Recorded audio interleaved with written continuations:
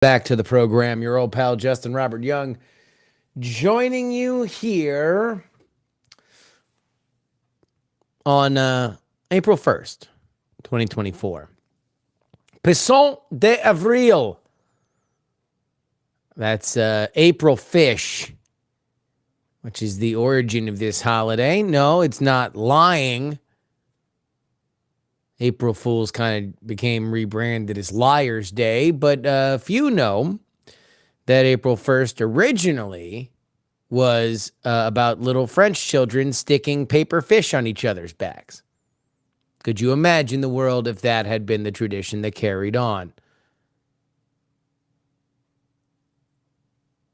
People walking down the street trying to film viral TikTok dances, and then they turn around. Oh, what's there? Paper fish. Bloods and Crips in a violent gang war. Hey, did you grab the package? Oh, April Fish. Just an absolute frenzy of hands and fish slapping on the floor of the New York Stock Exchange. Huh? Could you imagine such a thing? I can't. I guess it's better that we just lie to each other. We don't have a ton to talk about. This morning. But I would. Cut here on my finger. But what I would like to do is take a look at Joe Biden's approval rating.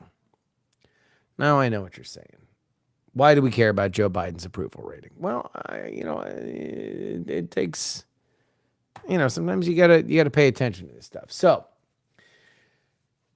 Joe Biden's approval rating at its worst was in the 30s, right? So this was the rock bottom, 37%. He had a disapproval at 57% and 20-point spread. Not great, Bob, right? Not great. But he has since rebounded from the depths here. This is real clear politics. He's climbed up over 40 and then kind of drifted back down, till we are where we are right now, which is Joe Biden's approval is at 40.1, his disapproval is at 56.5, according to RCP. So that's, he's gained 3 points from the worst, but his disapproval has remained pretty stubbornly high. And that's something, you're going to want to keep an eye on. Obviously, I don't think it was ever realistic to think that his approval rating would hang in the 30s as we got closer to the election. History says that usually people sort of pick a side, and half the country is going to pick Joe Biden's side. So 30% would be very, very low. But, and this is what we're going to have another conversation on the Wednesday show of PX3 with Michael Cohen today. The base for Joe Biden is not settled. They've got questions on their racial coalition. They've got questions on their ideological coalition. At the end of the day, I don't think that there's anything responsible and more responsible than to say everybody will come home. We're going to trust that the coalition will hold. And that's why they are going after Nikki Haley voters. They feel that this is a natural constituency for them, that it is time to make never Trumpers Democrats. They are Biden Democrats. So they're running ads. Let's take a look here. Joe Biden, Joseph Robinette Biden Jr.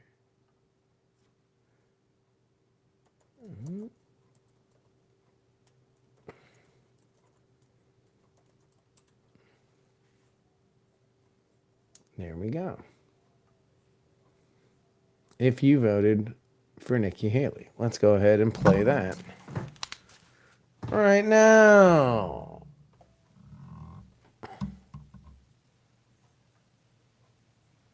Oh. Bird brain. I call it bird brain.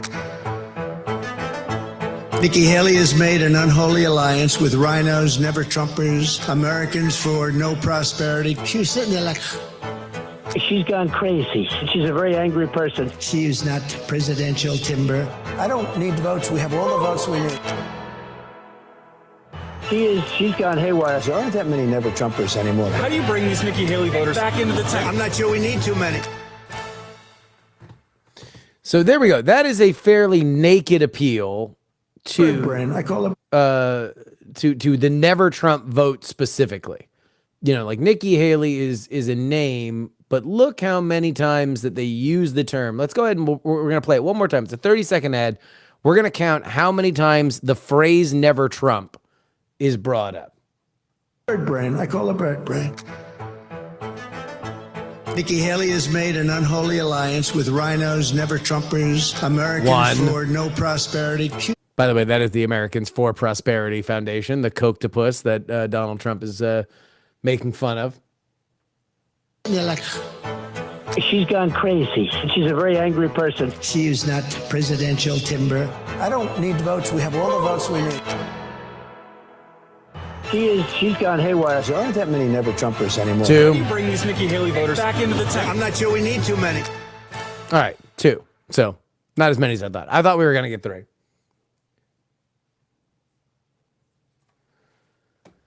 But here's the question. Can you do both? Yeah, you're going to have to do both, but can you do both without the other side blanching at it? Can Joe Biden go left to firm up his progressive side while also going right and bringing never Trumpers into the fold? Now, obviously, the never Trump side of it is a lot easier if the economy is good. And so your opinion on the economy is going to matter a lot. But we're going to talk to Michael Cohen. Actually, right after I'm done streaming, I'm going to talk to Michael Cohen. But you guys are going to hear me talk to Michael Cohen on Wednesday.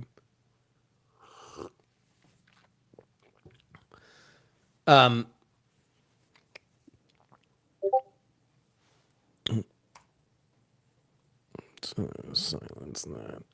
More people. Oh.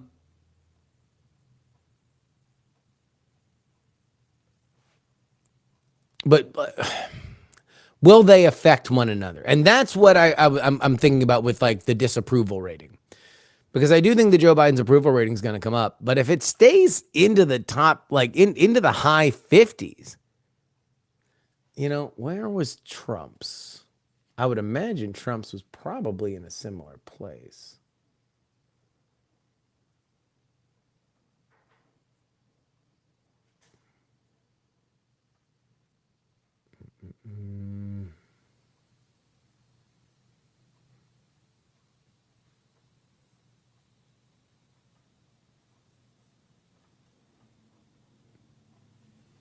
Man, they're going to make me create a login for Real Clear Politics.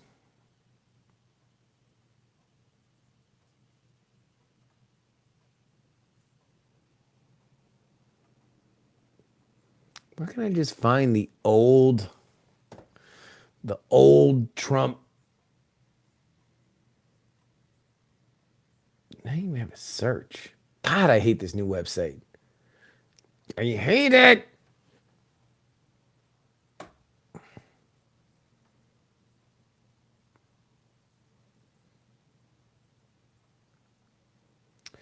Do you think that the Easter Trans Day of Visibility brouhaha will help Biden's left?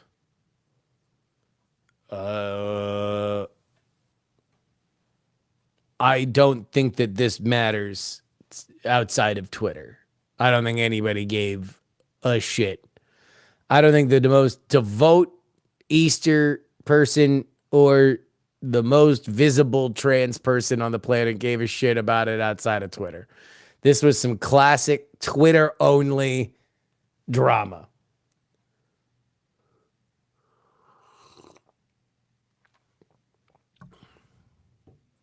Is the new Real Clear Politics site worse, or is it different than the one that you knew?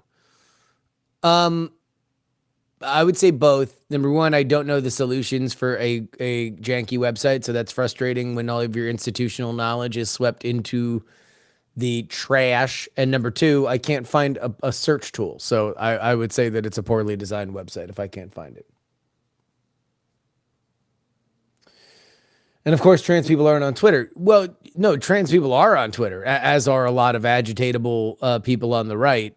I just think that, if you look at the numbers, it's not really that big of a deal. I don't think that it broke into the mainstream.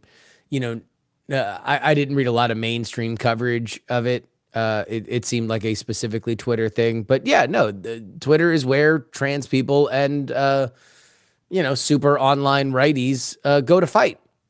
It's a death pit for people who have a lot of free time on their hands.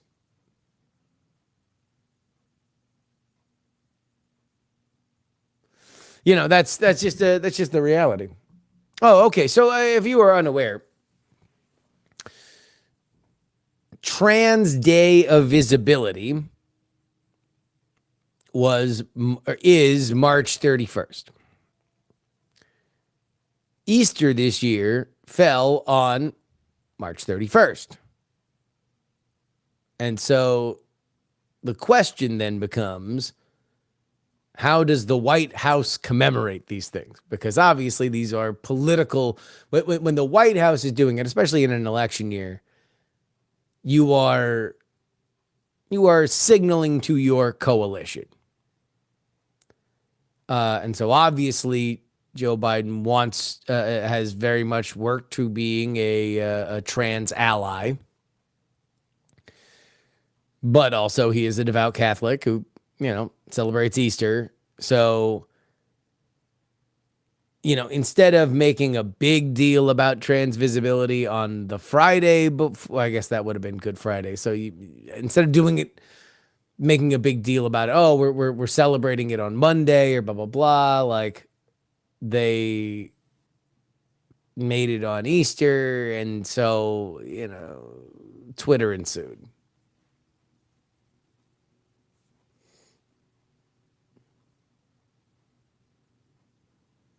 He's not a devout Catholic. He's a casual Catholic.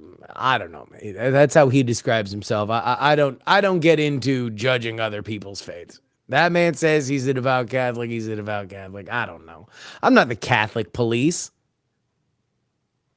I think I might have been to.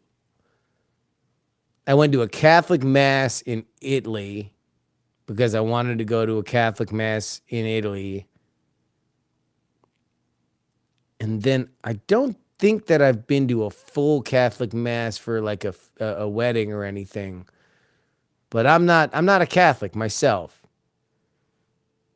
My family was raised Catholic, which made my mom not excited about raising her children Catholic.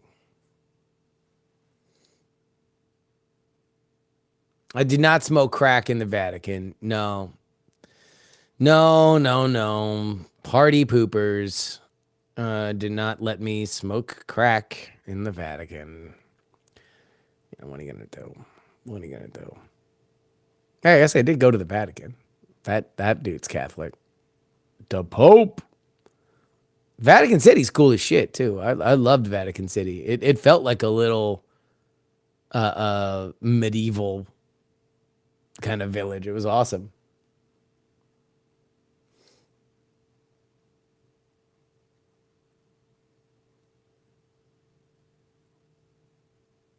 Best way to prevent your kids from being adult Catholic is raising them Catholic. Yeah, I don't want to get it. I mean, like, look, to each their own. I've known many very rad Catholics, so salute to them. Happy Easter to everybody. Happy Easter, man. We didn't really do much here. We spent the weekend doing a lot of chores we needed to do. We got people coming in for the eclipse this weekend. Obviously, this weekend's going to be a big deal with the eclipse. We got all sorts of stuff going on, man.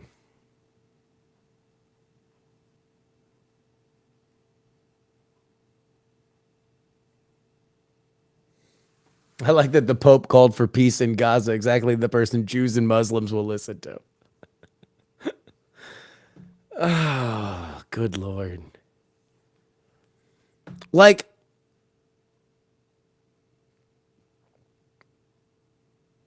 the most frustrating thing from somebody, and I'm not a Middle Eastern expert. I am not. I am absolutely not. I'm somebody who has a casual understanding of the local politics and a great interest in the region. But I would not consider myself an expert. And even as somebody very, very casual, I will say I know enough to know that there are no easy answers when it comes to what is happening.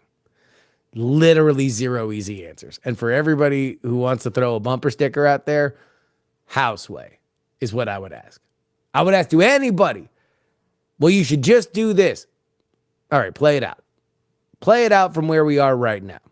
Explain to me how it happens.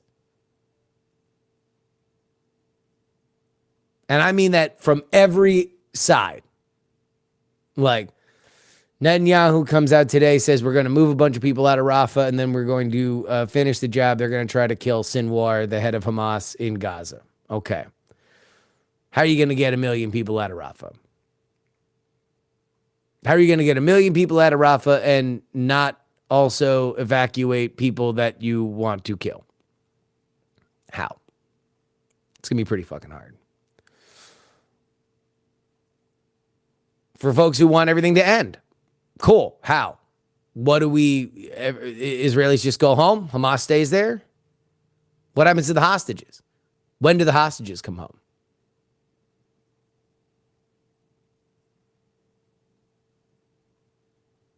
And while we're negotiating for some kind of ceasefire, by the way, the biggest recent demonstration in Israeli history over the weekend for people calling for a ceasefire because they want the hostages home.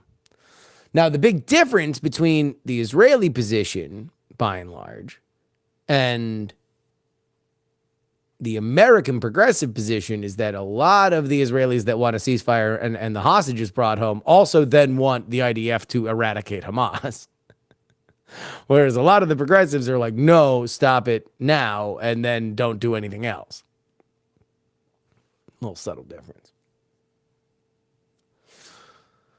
But it's just frustrating for anybody who thinks it's simple from my perspective, because I don't think it's simple. And maybe I'm stupid. I might be stupid.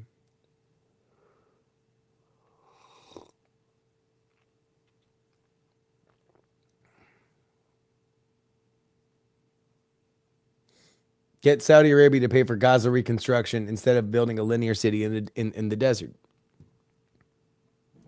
Why does Saudi Arabia not give a shit about the Palestinians?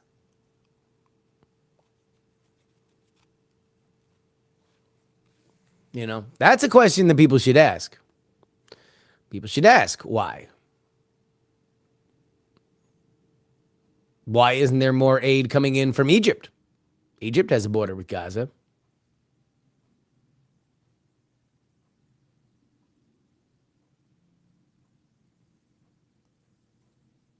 I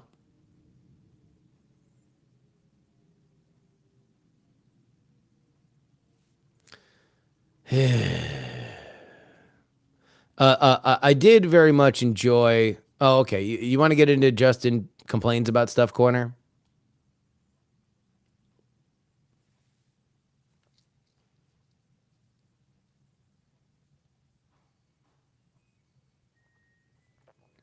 Let me complain about stuff. Let me get off Israel and Palestine and talk about something else.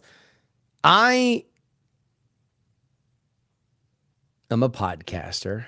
I consider myself a proud professional podcaster, independent, a feral, free-range podcaster creating to your taste content.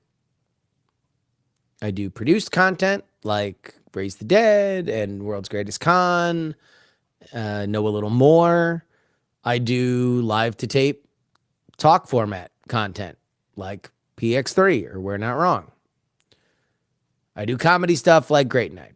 I am out here banging the cymbals between my knees and playing the harmonica like a one-man band trying to make content for you, the listening and now viewing public. So I do think that I'm entitled to certain opinions, and I listened to the first episode of the new season of Serial. It was feed dropped into The Daily. Now, The Daily, I think, is an exceptionally well-produced podcast. For what they do 5 days a week, they should be commended. Whether or not you always enjoy the content, and sometimes I'm iffy on some of the stuff that is covered. Sometimes it can be a little cringeworthy, but production-wise, they are very good.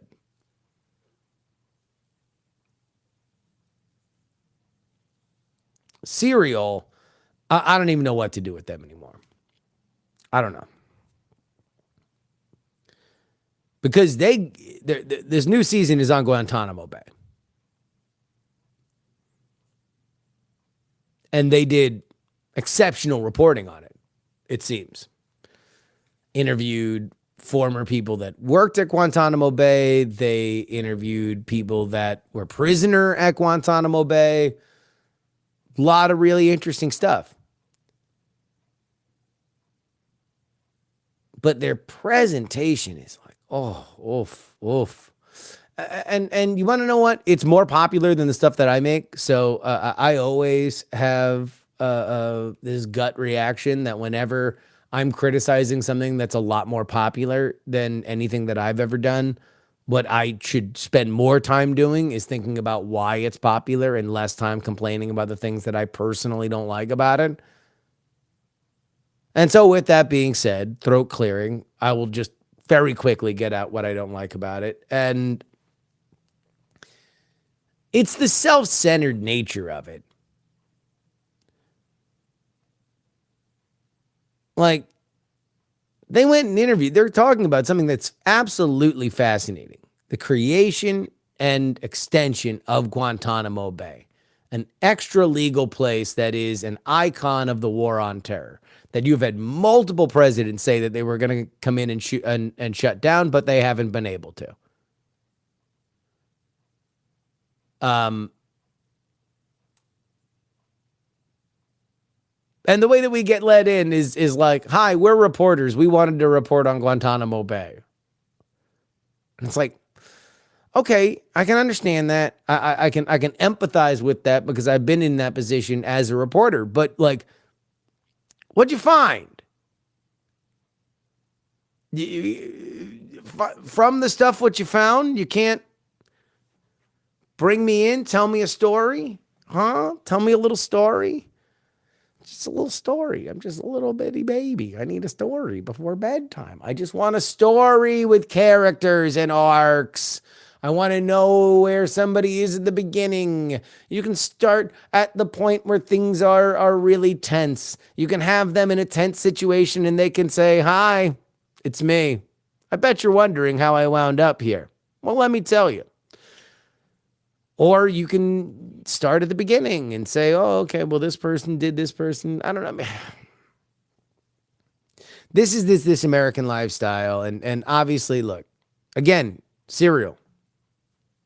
The king. They've got a well-deserved reputation. But oof, man, it's just, I have a hard time reconciling with it.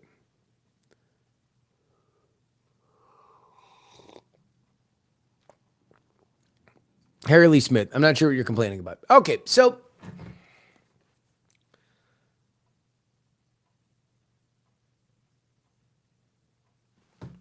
It's a matter of perspective when you're creating something that is true, right? When you were doing reporting, when you were doing a journalism. So let's say before he was executed, I had an interview with Timothy McVeigh. He was the man that took down the Oklahoma City federal building. And I went to Timothy McVeigh and I said, hey, why'd you do it? What led up to it? Why were you X, Y, or Z? And in the midst of it,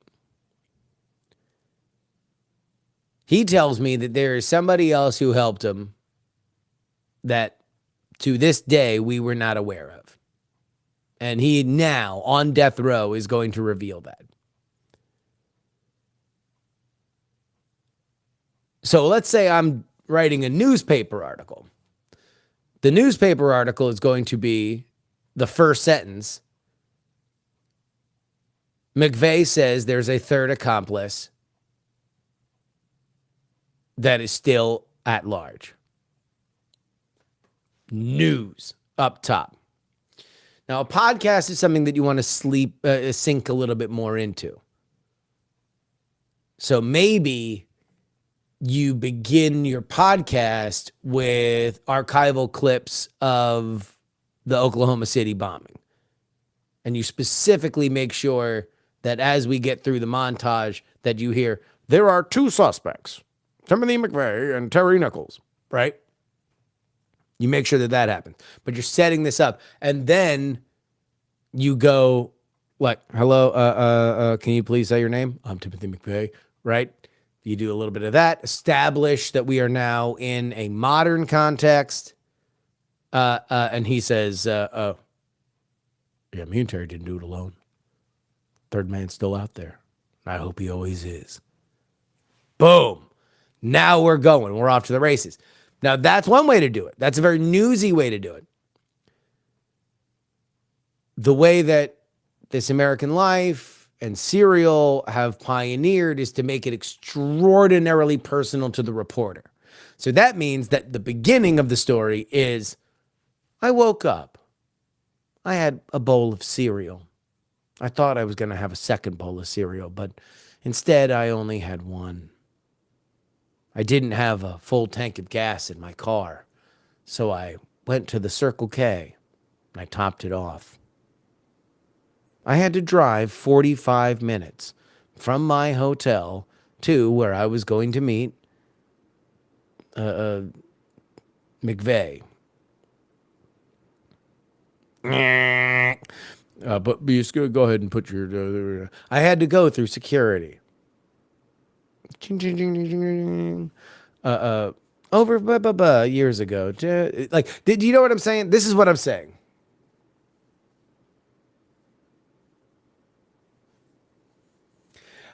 Now, whether or not it's boring is up to you, but it is a very specific way to center.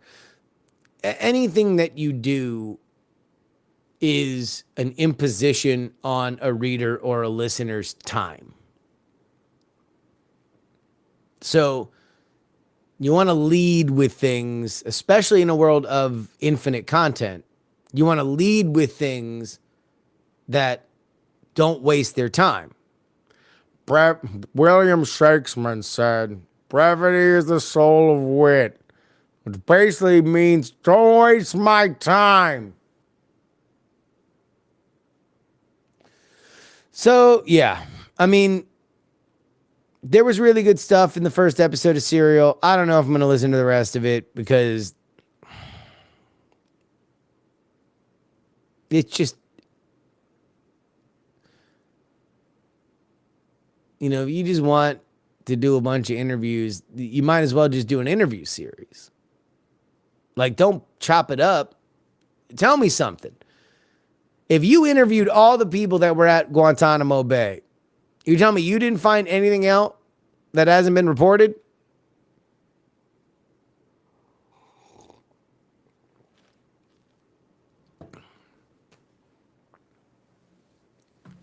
And if you have, then lead with it. Or at least give me a hint that it's coming, that you're going to prove it. I don't know.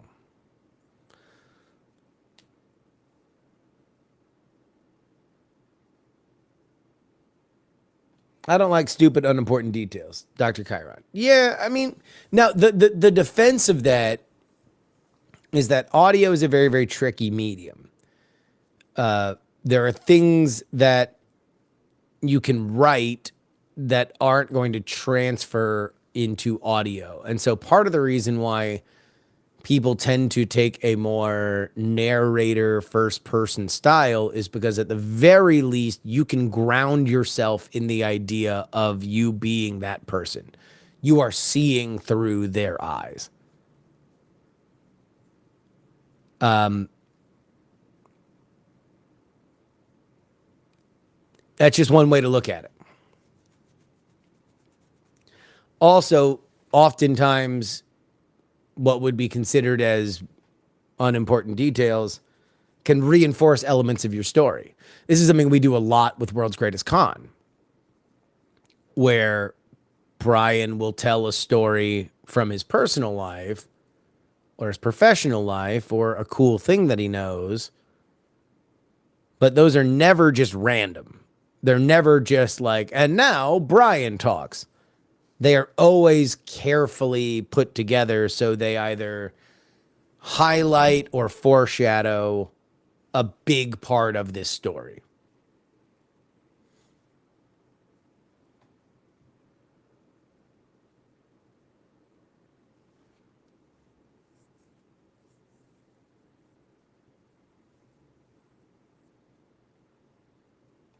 Sounds like Cheerios peanut butter and jelly.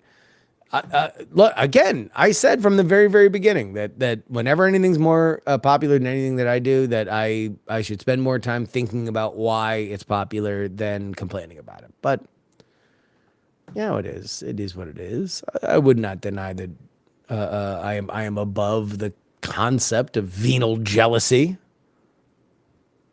But I do think that podcasting is an art that can be deconstructed and that we're all allowed to have certain opinions on it. I will say that my production style, again, less popular than the This American Life and serial podcasting style, is something that was somewhat of a response to that.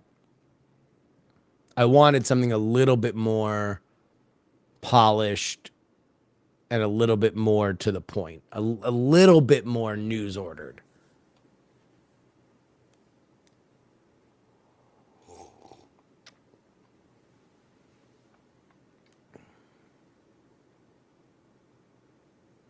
There's an art to talking to boring details into something. A lot of docs do that, like King of Kong.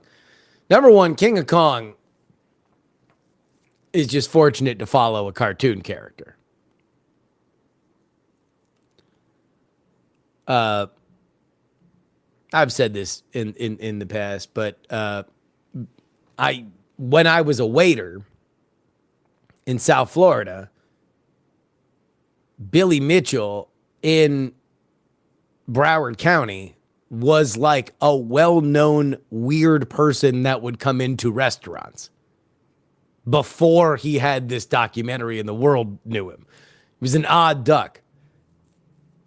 Although I did used to go to his family's restaurants, Ricky's Wings. I used to love Ricky's Wings when I was a kid. Partially because they were located in Young Circle in Hollywood. But it's like when you have an amazing subject like Billy Mitchell was, and then you have Steve Wiebe, who's this kind of perfect counterbalance. It's like Billy Mitchell, arrogant, dresses flamboyant, long hair, is just, you could central cast him as alpha nerd, right? And he is that dude. He was famous at my restaurant, the Buca de Beppo on University in Davie, Florida, because he would brag to the waitresses about his records on arcade games. This is before the doc. He would brag to the waitresses about it.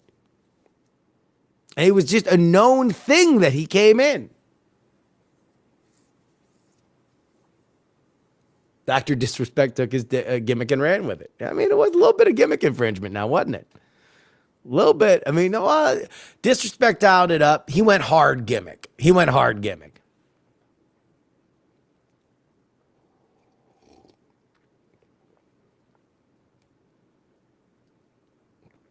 Were they impressed? No.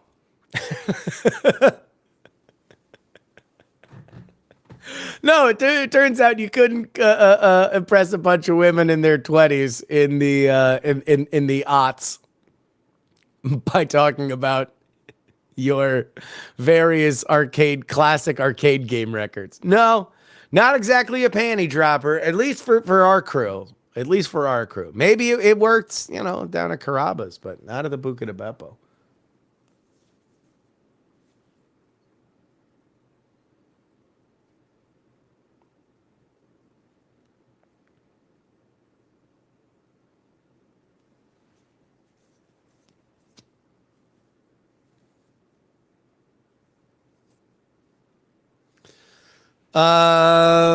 Okay, but what else do we want to talk about? We talked about the Trans Day of Visibility Easter kerfuffle. Oh, we do have something that Tomas Marit sent.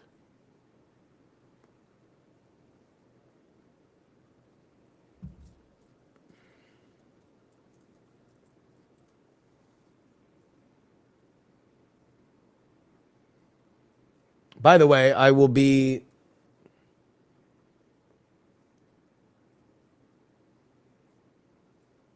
on DTNS today.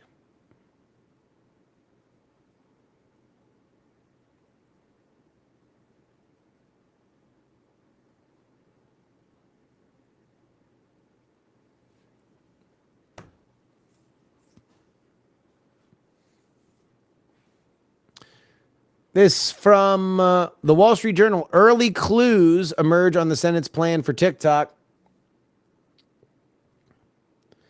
Senate plans to rework the recently passed House proposal to force a sale or ban of TikTok in the United States, with ideas already circulating on Capitol Hill. Some lawmakers are backing a crackdown on the Chinese-controlled social media app, worried that the overly broad changes could significantly delay the effort or derail it permanently. Lawmakers and aides expect Senator Maria Cantwell, the influential chairwoman of the Senate Commerce Committee, will make a push for changes, some of which could be contentious when lawmakers return from Easter recess. Various options are on the table. TikTok is, of course, expected to challenge any new law in court. Senators want to adjust the language to make it more difficult for them to overturn.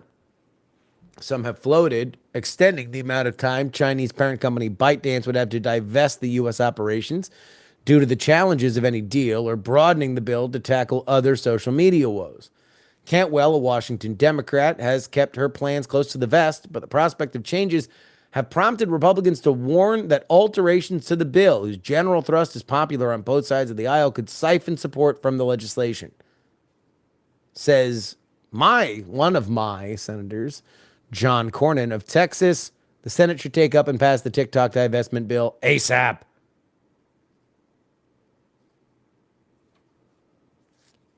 Senators appear to be digging in for a prolonged debate, and the deliberations have frustrated proponents' hope for a quick consideration of the measure. The pause in action has brought time for TikTok and their opponents to shape public opinion about the popular but controversial app through multi-million dollars worth of marketing campaigns. The public does remain divided. A CNBC All-America Economic Survey poll of about 1,000 adults taken in mid-March after the House passed its legislation found that 20% of respondents believe TikTok should be banned no matter what. 27% said it should be banned unless it finds a new non-Chinese owner, and 31% said it should not be banned. So, I mean, that would mean, all right, so short of half the country, but a majority would want what the bill is asking for.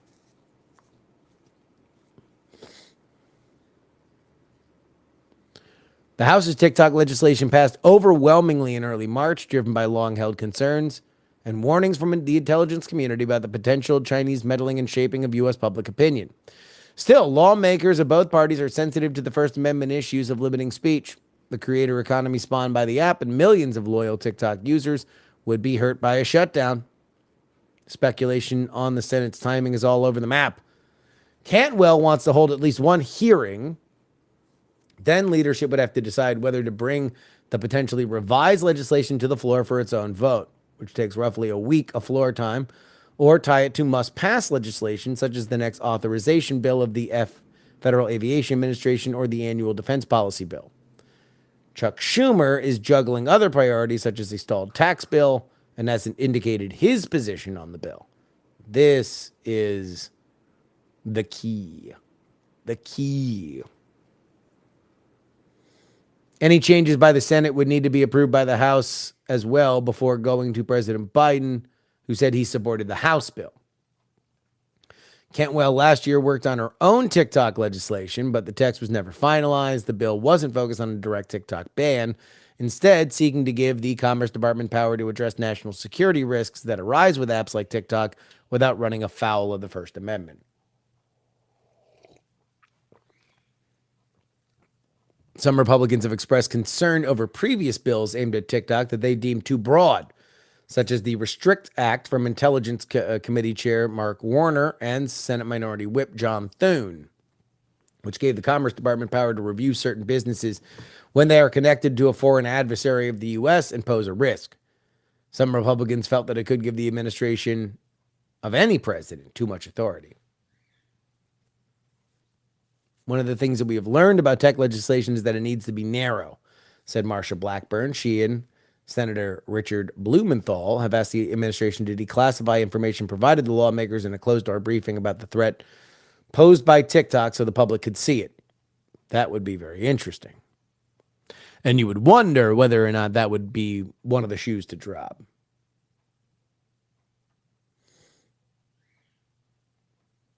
What do we know? What we do know and what the briefing confirmed is what we've long suspected. TikTok is basically spyware that can be used by its Beijing parent ByteDance, she said. TikTok has said that it hasn't shared data with the Chinese government and wouldn't if asked.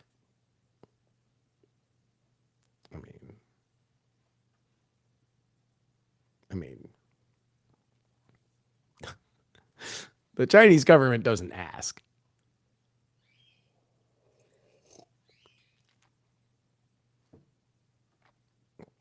Some Democrats have expressed worries that the current House bill names TikTok specifically and doesn't address broader problems with social media companies. Cory Booker said he has a lot of concerns about targeting one company for violating standards that other apps and social media companies have done as well. Blumenthal has raised the possibility that ByteDance should be afforded longer than the 6 months in the House bill that would give the company to divest the app. TikTok has said the current House bill, if passed, would force its U.S. operations to shut down, as any sale would be unlikely. China has signaled that it would rather the app shut down than be sold. So,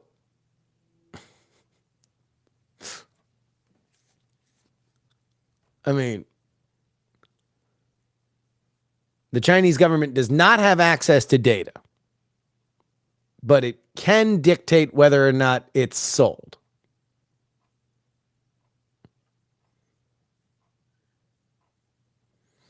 Potential buyers have suggested a deal for TikTok's U.S. operations could exclude the algorithm, requiring it to be replaced with U.S. technology. The app needs to be rebuilt in the U.S., former Treasury Secretary Steve Mnuchin said on CNBC. He is trying to assemble a group to buy TikTok. Others have expressed acquisition include businessman Kevin O'Leary, a veteran of the Shark Tank reality show. It remains unclear where those funds would come from. Meanwhile, outside groups are pouring millions of dollars into campaigns advocating for and against TikTok. The American Parents Coalition Advocacy Group spent 7 figures on a national ad entitled Poison, arguing TikTok harms children's mental health. You want to watch it? Let's watch it, huh? What the fuck? Here we go.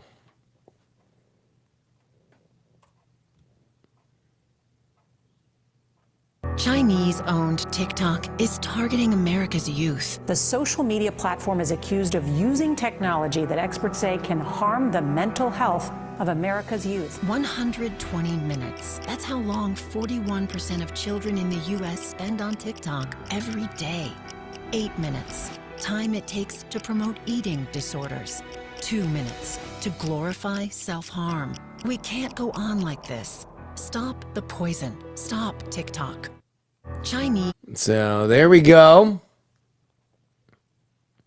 This is an adversary with keys to your kid's brain, said the group's executive director, Ali Mari. Another group, State Armor Action, recently launched a national ad warning that China's control of ByteDance poses a threat to the U.S. Let's watch that ad. Was what 170 million Americans think. You've never heard of him for a reason. Zhang Fuping, top Chinese communist, editor of TikTok's parent company. His mission? Quote, transmit the correct political direction, public opinion, and it's working for China. He's stoking divisions and driving misinformation. China is using TikTok to sway American politics and opinion. Zhang Fuping said so himself. Okay, that is State Armor Action's commercial. ByteDance is, of course, fighting back. The company started a $2.1 million marketing campaign across Senate battleground states such as Nevada, Montana, Wisconsin, Pennsylvania, and Ohio, all represented by vulnerable Senate Democrats running for re-election. The ads will run on television as well as on billboards and on bus stops. We think that the public at large should know that the government is attempting to trample the free speech rights of 170 million Americans and devastate 7 million small businesses nationwide. That according to Jody Seth, a spokeswoman for TikTok. And I wonder if... Let me look at my history. I think I might have that TikTok ad.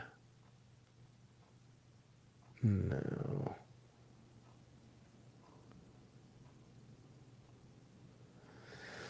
No, unfortunately, I have too many YouTube accounts. Let me...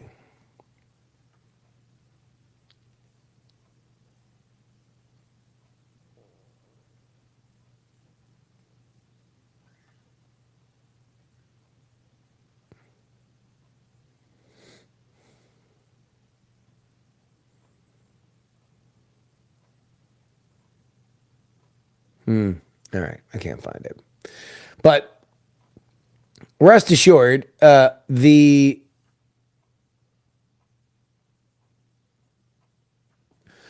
TikTok ad is very interesting in that, like, nobody under 30 is in it. It's like ranchers and moms and nuns that are featured in it. And it's very small business focused.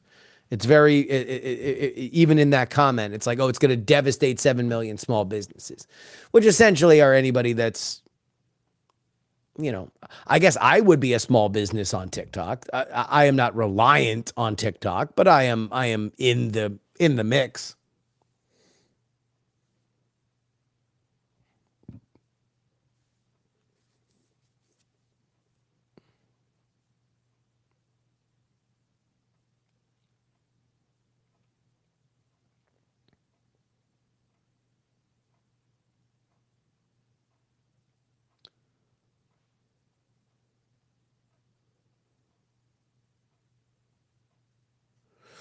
So, I mean, here's my thought on TikTok. The more that I have sat with this.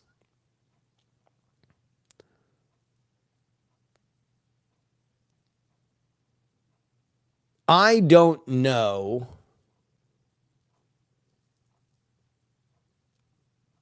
whether or not Beijing is looking to destabilize America. We do know that Beijing does have clamps on Douyin domestically. Douyin is the Chinese equivalent of TikTok. Owned by the same company and powered by the same algorithm. We do know that even if ByteDance wanted to, They cannot sell the algorithm. And to be totally honest with you, I do think that part of the reason why we're here is because Silicon Valley got out hustled. They, and by they, I mean very specifically Google and Meta, believed that they were, that their algorithms were sufficient. They got fat, happy, and lazy. Fat, sassy, and happy. And they got blown out of the water. TikTok's product is better. Like, let me just say that unequivocally. And I don't care if you're on it or not on it. TikTok's product is really good. Really, really, really good. It is prime YouTube, like back when YouTube was interesting and fun and not just a repository or this de rigueur place where you go to get your, mandatory entertainment. It's really good.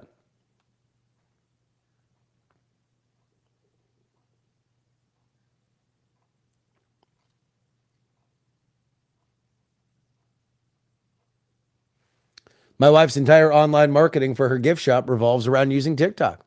Yeah, I mean, I have no doubt that there's a lot of people that do rely very heavily on TikTok.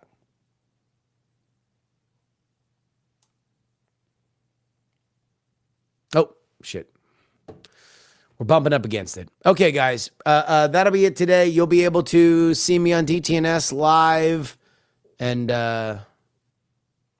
we will rock and roll from there. All right. Short stream today. Sorry about that. Till Wednesday, this is your old pal Justin Robert Young saying